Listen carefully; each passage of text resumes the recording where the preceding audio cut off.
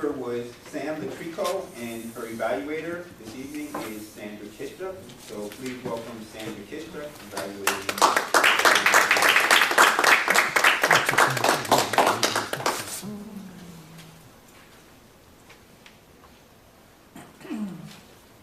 Mr. General Evaluator, fellow Toastmasters guests, and especially Sam.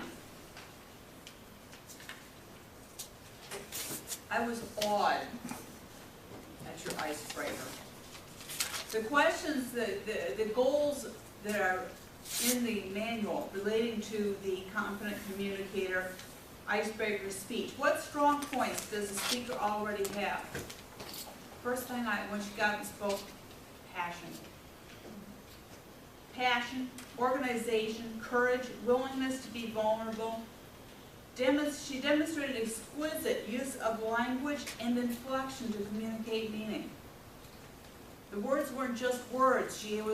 Everything behind it was speaking to us. How well did the audience get to know the speaker? That's question number 2.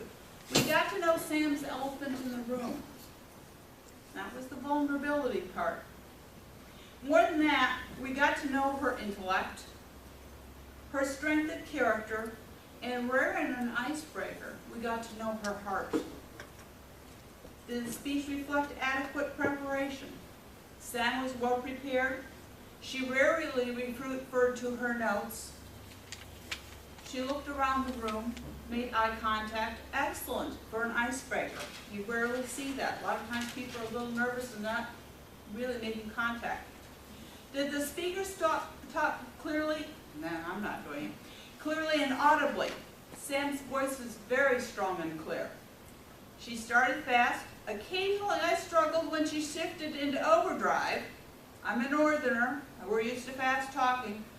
We need to slow down just a little bit because what you were saying was so important and so rich in the content that we needed time sometimes for you to slow down so we could absorb what you were saying. Did the speech have a definite opening, body, and conclusion? Your speech was very well organized. You had an opening, the elephant in the room, and we already knew, I think every one of us knew exactly what that elephant was.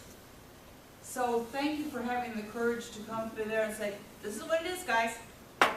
I think I did that on my icebreaker when I came up and said, I've got MS. But it was absolutely fantastic. You went in and talked about your passions. You went into talking about finding and owning your passion, not judging others, and becoming either a victim or a victor, and how you have to make that decision. So there was almost a call to action to people to examine their own lives and say, here, these are the cards I was dealt. What are the cards you've been dealt? Are you going to be a victim or are you going to be a victor? And it's a message that really needs to go out everywhere because so many people do quit. And to see you get up here with the courage that you get up and do your presentation was awesome. Thank you.